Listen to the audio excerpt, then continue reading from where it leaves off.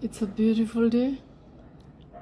Even if it's not beautiful, God has enabled us, empowered us to make any day beautiful, right? So I feel like sharing a story that I have written for this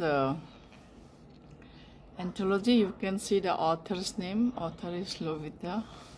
And the story I'll read out is Who is Lovita? So it is in search of light, in search of the sun, the moon, the lights of the universe. Transcendental occurrences appear in an unexpected constraints of time that entered into Lovita's thoughts like a leitmotif research, but with an unpleasant, moldy malodor that surpassed the melody of verse that she just finished recording for her next play. Keep your mouth shut or I'll shoot you. The pain recrudesced from dark chamber of art Edward's times dark. The reflections of morning sun's golden rays erase the persevering unpleasing succession. Streaming down was something like the spirit of Pyrrhic victory. She won. Relenting and looking at the photo in the newspaper, it's about the Pulitzer Prize winning photograph of 1st February 1968, A.D. Adams' 35mm photograph of Police Chief General Nguyen Ngoc Loan executing Viet Cong prisoner Nguyen Van Lam on Saigon streets takes Lovita back to an event or a drama of 1981. Less dramatic events are less remembered, sweet or sour, bitter or better. A battered life like Saigon execution Lovita endured. She can relate the pain in others too. The general killed the Viet Cong. The general killed the Viet Cong. I killed the general with my camera, said Eddie. Half-truth may be misleading, leading to misunderstandings. Thoughts occur incessantly in Lovita's imaginations. What would you do if you were the general at a time and placed on that hot day, and you caught the so-called bad guy after he blew away 1, 2, or 3, 4 Americans? Eventually, Eddie had to apologize in person to the general for the irreparable damage the photograph caused to the general's honor and praised him as a hero of a just cause. Adam may have received Pulitzer Prize, but it was not fair to dishonor the general. Keep your mouth shut or I'll shoot you. The repeated occurrences and reoccurrences, the voice that emerged out from the pages of the screenplay merges to the coincidences of reality. This is what exactly Siddhartha put it forth. squarely frightening Lovita. Unlike Prince Siddhartha, who left the kingdom to become Lord Buddha in search of light, in search of the sun, the moon, and the lights of the universe. Lovita didn't react to this irascible behavior.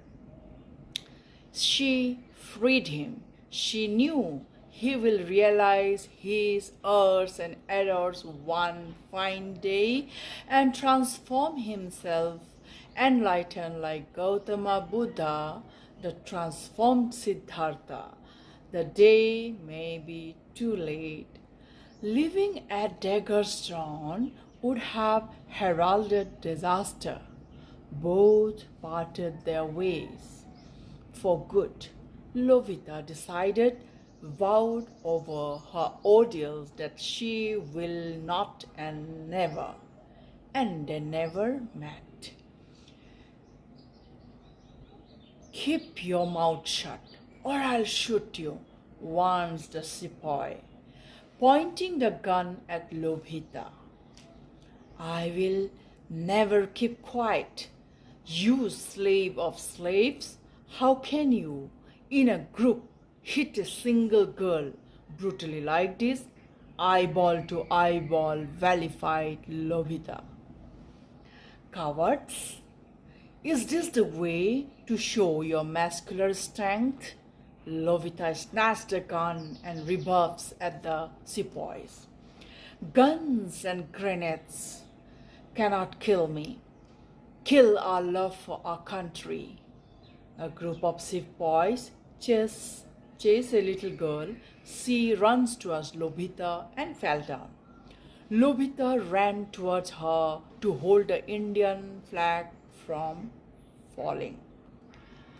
নাটখনিৰ পৰৱৰ্তী খণ্ড অহা দেওবাৰে Dibrugarh radio অনুষ্ঠান announces the radio in Assamese, means the next episode of drama will resume by next Sunday. Ramgam, as usual, would sit near the radio every Sunday, turning the radio louder. He silenced the children with a gesture, seated next to him, listening quiet like a lamb. Silenced lamb. Who is she in your home? A villager asked. The dialogue from the radio, silencing the omniscience echoes in the radio too. A Hindu girl stopped. Where will she go? Better I take her to Sadar police station, said Ilahi Mia. No. Ilahi Mia? No, Ilahi Mama. The British sepoys have already harassed me, and my people think that the sacredness, the sanctity will be contaminated as I have stayed at your place, Ilahi Mama. She cries and comes out of the house. God, free humanity from hypocrisy, prayed Ilahi Mia. The silence created a frequency that cracked the quietude of the wind, quite like a quiet prayer. Yes, free humanity from blind beliefs, superstition, prayed the youth too. Don't cry, Lovita. Both Ilahi Mia and the boys consoles her. Lovita was written during the Second World War. At the same time, the freedom of Indian independence was going on. When, in the year 1941, the first filmmaker, freedom fighter, and patriot Jyoti Prasad Agrawala joined the freedom movement and went underground to escape the British repression. What prompted Lovita to join INA? She left Tejpur in Assam to Kohima in Nagaland as a nurse to serve the Second World War victims. She joined INA as a warrior and to nurse the wounded soldiers. This might have evoked Jyoti Prasad, the legend, to write the patriotic play Lovita. Nevertheless, the Indian National Army's Azad Hind Fauj spirit to free India might have invoked Lovita to uphold the patriotic spirit of the armed force formed by Indian nationalists in 1942 in Southeast Asia during the Second World War under the leadership of Subhash Chandra Bose and their successful campaigns in Burma, in Imphal and at Kohima, announced the announcer in the radio. The drama in the radio usually ends at 8 p.m. in the evening, and as the drama in the radio ends in every Sunday, Gam would mark on the torn, murky old calendar of the year 1974 with a chunk of charcoal. Smoke from the kitchen has formed many layers on the face of calendar. Ram Gam would wait for the drama to finish. Then he would start his dinner leisurely, but in time. Everything in time. He thinks great things find rhyme in time. Rhyme is the rhythm, the heartbeat in the heart of every matter. So I sign off the story by me, Lovita, J.R. Morang. To be continued.